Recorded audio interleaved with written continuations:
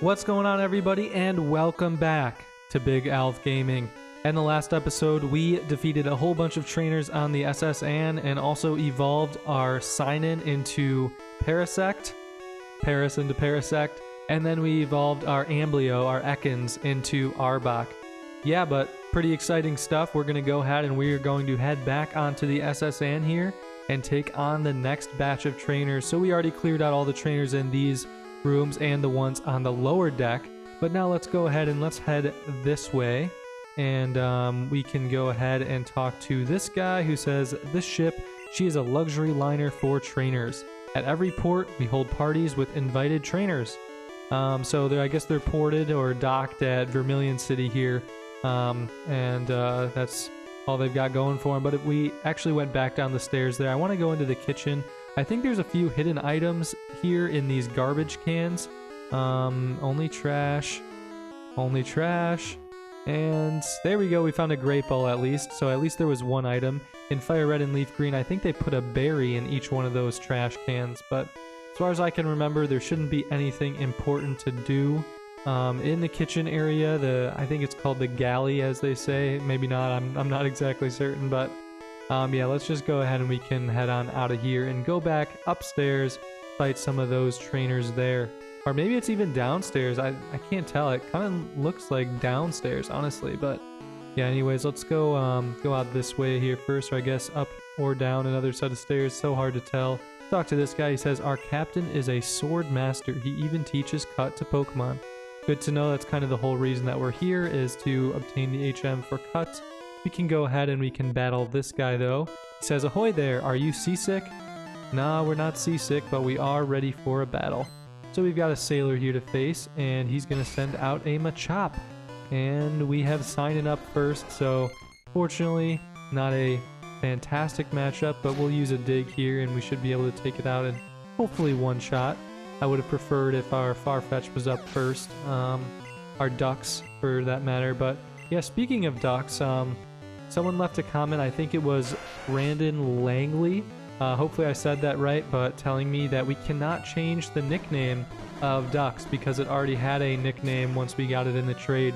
And thanks for letting me know. I honestly had no idea. I guess I've never really tried to change the nickname of someone who I obtained in a trade. So that was a nice little piece of information there. I'm sorry that I got that wrong in the last episode, but thanks for keeping me honest. And yeah, always feel free to drop that stuff in the comments, because I don't want to be giving you guys wrong information. It's not intentional at all. It's honestly just what I thought would be the case. But yeah, anyways, let's go ahead and we can take on this. Well, I guess he doesn't want to battle us, so we can see who else wants to fight us up here. Let's actually swap on over to Amblio here. Sign-In got a little bit of glory in the last battle, and Amblio is our lowest leveled by 2. So this guy says, hey matey, let's do a little jig. I wouldn't mind doing a little Irish step dancing with you. Alright, Sailor wants to fight, and he's also going to have a Machop here as well. So let's go ahead and we will send out our Amblio, and we're just going to use Bite on this thing and see how much damage it does. It was close to half, but probably won't take it out with one more. We had to take a critical hit Karate Chop there.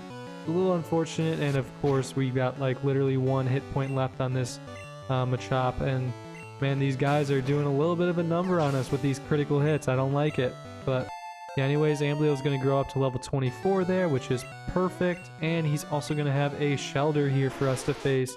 Let's go ahead and take this guy out with a couple bites. Yeah, wow, I was about to say that I did a little bit more than I was expecting, especially with Shelder's high defense, but probably won't even knock it out. Yeah, I know I used the withdraw there to raise its defense, so the first one does like more than 2/3, and then the last one can't even do 1/3, but it's alright. And the sailor tells us that we are impressive. See if this guy will fight us. Party's over, the ship will be departing soon. Well, I didn't realize that. We're on the tail end of the party. I guess we pretty much missed the party. That's unfortunate. Everyone loves a good party, but let's head back over this way here, and we've got a few more cabins up here that we can go into. Hopefully have maybe like 1 or 2 more battles. This guy says he's never seen a Pokemon sleep like this one, and it is a Snorlax.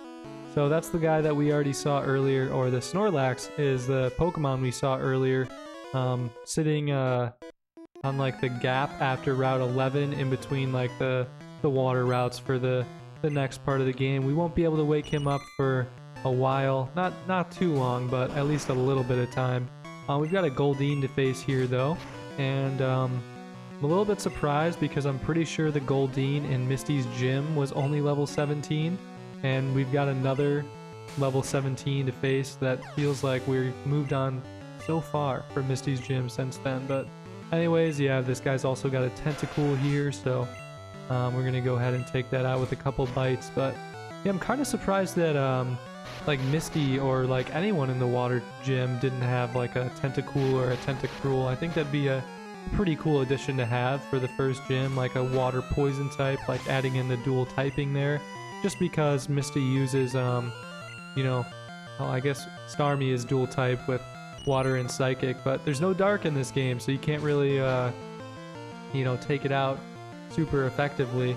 But I don't know, I feel like a water poison type would have been a nice little addition to Misty's team. But anyways, we will go ahead and we will destroy that Goldeen, and Amblio just skyrocketing up levels here. He's already up to level 25, which is pretty exciting. And let's see if we can get this item. Nope, that trainer will want to battle us here first. Competing against the young keeps me youthful. Alright, Gramps, let's see how youthful you are. We've got a gentleman here to face, and he's going to send out a Pikachu. Level 23, not bad. That's one of the highest levels we've seen so far. We're going to take it out with a bite or two, though. Probably 2.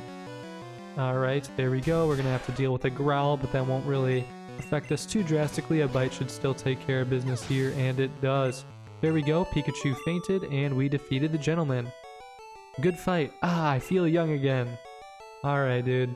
Alright, let's pick up this item here, a Max Ether, and won't be using that probably ever. Maybe in the Elite Four if it really comes down to it, but probably not. See if this guy... This one looks so creepy. It looks like... I don't know, it looks like I don't know if you guys are going to get this reference, but like there's like a grandma character in SpongeBob who... She's like walking around with a walker always. I can't remember like anything else about her. I feel like she's normally got like a purple dress and just like some sort of walker, but this sprite right here reminds me of this grandma. It looks like she's got the glasses and everything, but anyways, that's besides the point. That person does not want to battle us, so we will just go ahead and we can leave this cabin. But yeah, that sprite was just a little bit wacky to me. Alright, let's see. We're definitely gonna have a fight in here. Normally the ones with an item I feel like have a fight, but I guess there was that one room, I think it had a Machoke in it, and it did not. But anyways, this gentleman is going to send out a Growlithe. So just like the first gentleman we faced earlier on this ship, this guy also has a Growlithe. We're just going to use a bite or 2 to take this thing out. And yeah, we're getting a little bit close to getting those one-hit KOs, which is what I like to see. We've been dealing with just, I don't know, Pokemon who have not been able to take these guys out in one hit for a majority of the game, and I really don't like that. I like when I can keep my battles nice and efficient, but that hasn't really been the case so far here. And ooh, we had to deal with a burn there. That's not good. Not sure if it's the case in this game, so feel free to let me know in the comments, but normally burn halves your attack by 50%. Can't remember if that is still true in Generation 1 or not. And this girl says she never saw us at the party. Well, you didn't invite me. Like, the party literally ended before we could even, you know, hop on the ship. Evidently, Bill gave us the ticket too late. But anyways, this girl has a Rattata here, and we're still going to deal with the burn. And I feel like it definitely does have your attack, because that feels like the bite would have done more damage to the Rattata than barely half. But anyways, we were able to take that one out. And now she's got a Pikachu, so let's go ahead and we can swap on over to Sign-In here. And we'll take out the Pikachu with a dig. Yeah, I'm sure Pikachu will outspeed us here, and it will in fact hit us with a quick attack. So yeah, even though we've got the evolution, Paras into Parasect, Parasect is still extremely slow, which is one of the most unfortunate things about Parasect, because he's got a decent move pool that he can get.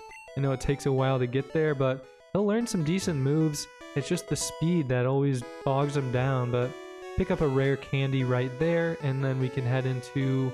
Alright, we've got 2 rooms left before our rival battle, so let's go ahead and we can talk to this person. Have you gone to the Safari Zone in Fuchsia City? It had many rare kinds of Pokemon. I have not been there yet. Me and my daddy think the Safari Zone is awesome. Safari Zone is pretty cool. One of my favorites to catch in the Safari Zone is a Kangaskhan. Always one of my favorites from Generation 1 or 1, 3, and 1 and 3, I guess. But yeah, I never managed to catch it like very frequently. It's always quite difficult to capture. You know, it's got like the really low encounter rate for one. It might be like a 5% encounter rate, or maybe even lower. Like it's possible it's only like a 1% encounter rate. But then even once you encounter it in the Safari Zone, it becomes so difficult to even capture. I never really understand the mechanics between the rocks and the bait. I think it's the rock makes it more likely to flee, but easier to catch. And the bait makes it more likely to stay, but harder to catch. And I just never know the best strategy for like trying to catch the Pokemon in the Safari Zone, because like if I throw a rock, the Kangaskhan like almost immediately flees. So it feels like, well, if I take the bait, or if I toss the bait at it, it's gonna stay, but then I won't be able to capture it anyway. So like, what do I do? And so normally the strategy I resort to is literally just to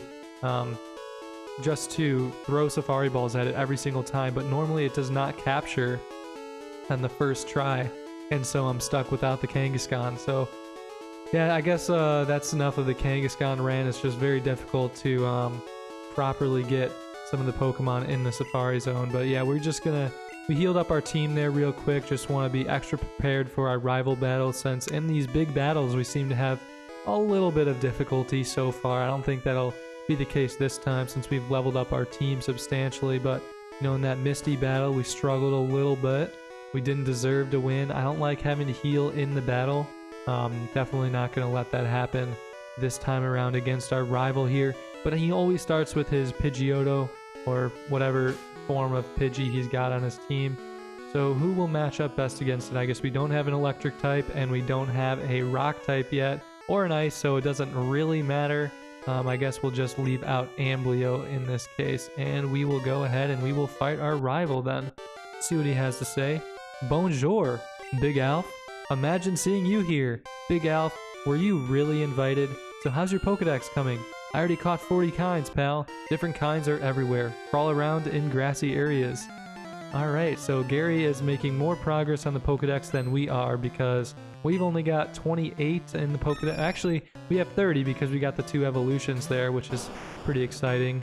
But yeah, he was invited to the party, and evidently we weren't really. Bill was the one who was invited, and we just got the ticket from him. But there we go. That's a great start to our battle here. We were able to get a bite that caused Pidgey to flinch, or Pidgeotto to flinch, and Amblio grew to level 26 because of it.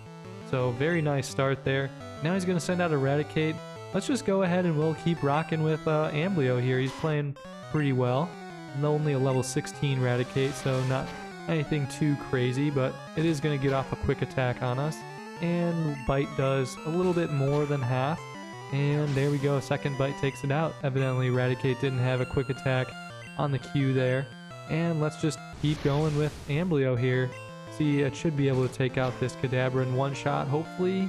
Oh, it just barely misses, but I don't know. Gary's still a bozo having his Kadabra use Teleport. Not sure why, since it doesn't do a thing, but yeah, we're just gonna roll all Amblio for this battle here. And see, this is our first Wartortle appearance. He had a Squirtle the last time we faced him, but we'll just keep biting away here. We'll deal with a Water Gun, or probably 2, but it only does 8 damage, so should not be too big of a problem.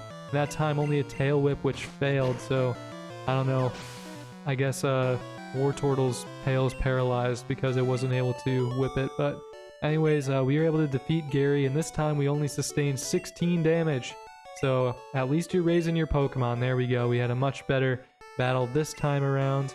And he says that he heard there was a Cut Master on board, but it turns out it was just like a seasick old guy. And then he says he'll smell us. So yeah, let's just go ahead and we can head upstairs here. We can talk to the seasick captain. Let's click on this first. Yuck! Shouldn't have looked. So evidently there's some vomits or something in there, but this captain says, oh, I feel hideous, seasick. Big Alf rubbed the captain's back, and we're gonna make him feel all better. So There we go. Ooh, thank you. I feel much better. You want to see my cut technique? I could show you if I wasn't ill. I know, you can just have this. Teach it to your Pokemon and you can see it cut anytime. And there we go. We received HM01 for cut.